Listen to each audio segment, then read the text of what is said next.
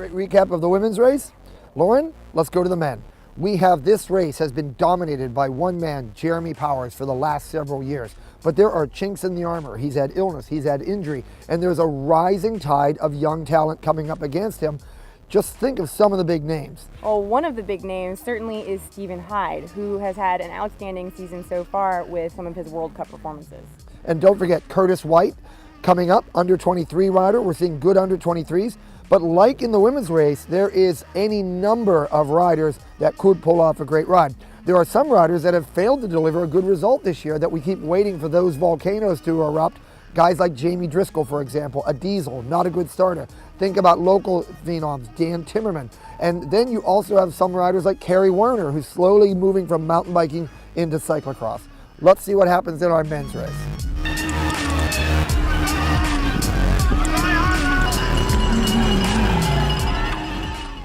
With U.S. men's champion Jeremy Powers sitting out the KMC CrossFest due to injury and illness, the field was wide open for young stars eager to take the throne of U.S. Cross. Whoa! Woo, baby! Holy crap! Cannondale's Hyde, fresh from a top 10 at a World Cup, would be the first to answer the call on Saturday. Come on,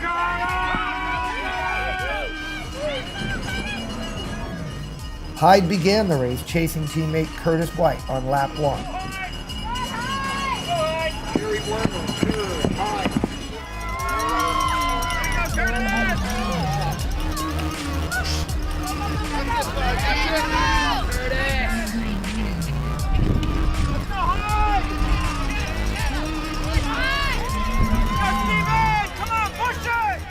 As he drew near on lap 2, calamity on the wall of death.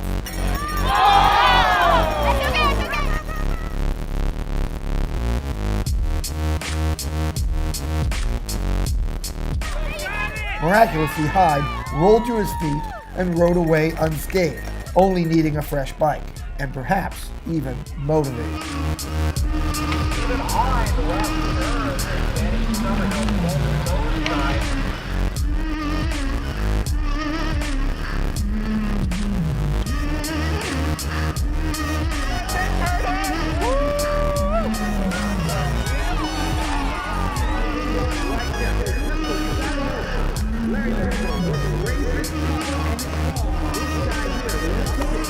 He made the catch on White and powered to the lead. Lap after lap, Hyde showcased world-class power and prowess riding the brutally steep Stan's staircase.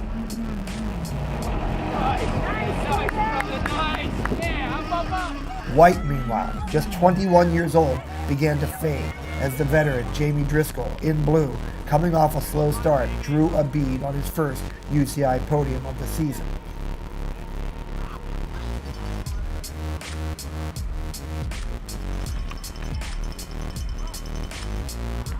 White could only watch as mountain bike star Kerry Werner pursued.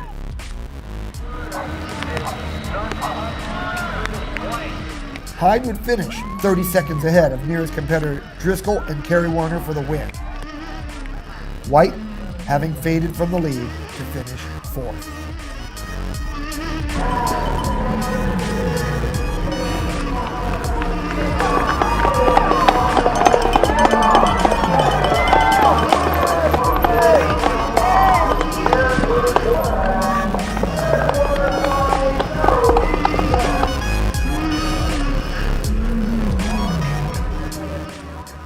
After the race, we caught up with Hyde. What happened out there, man? It was not a foregone conclusion.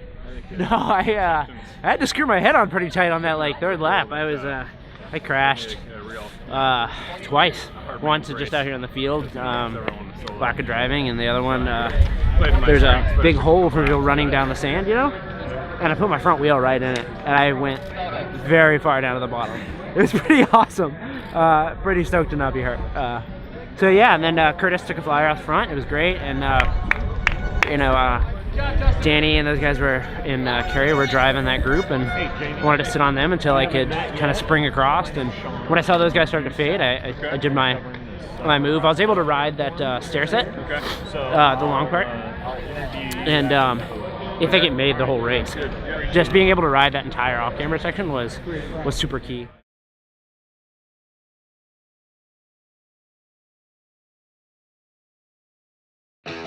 Everyone has their daily routines.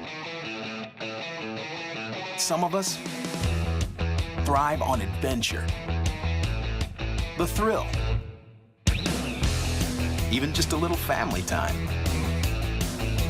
We live for the weekend. Whatever your passion, Kenda Tires is there for you. Kenda Tires, designed for your journey. Fellas, I'm ready to get up and do my thing. I want to get into it, man, you know. Moving it, doing it, you know. Can I count it off? Yeah. One thing you know. Oh, yeah. White began Sunday with fire in his eyes.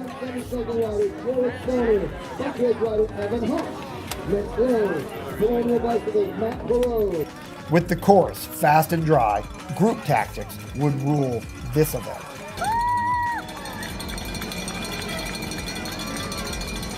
He and teammate Hyde fended off a huge group of contenders that included Travis Liverman, Danny Summerhill, and Kerry Werner for more than 6 laps.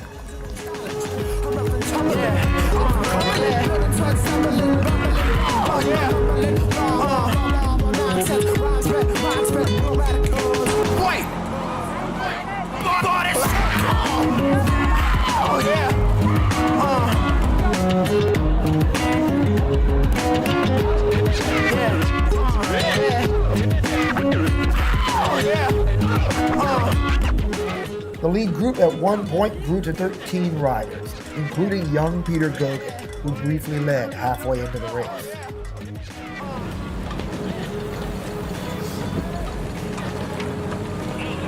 On lap 7, as White, shown in green, powered to the front, Gogan made a critical mistake on the off-camera.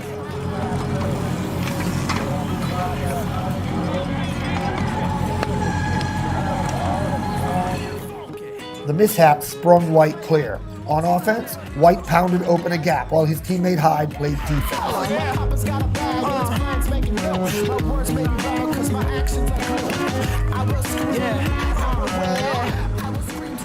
White would hold it all the way to the finish on the next lap for his first UCI Cross victory of the 2016 season.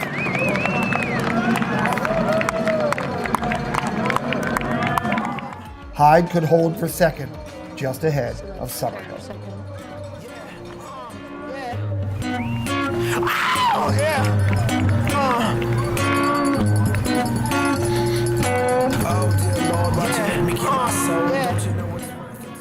After the race, Curtis White had this to say.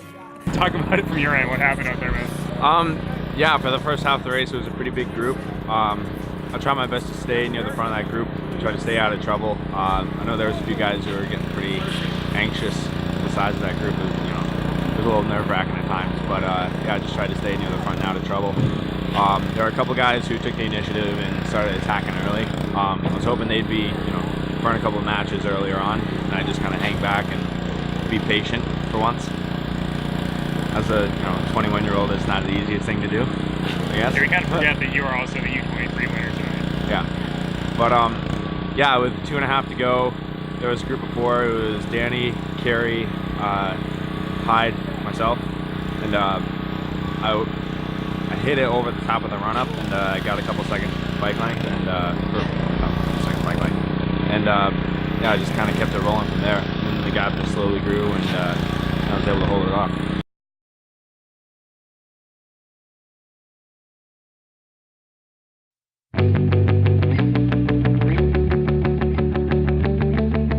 Conditions aren't always perfect, and the elements are not always in your control.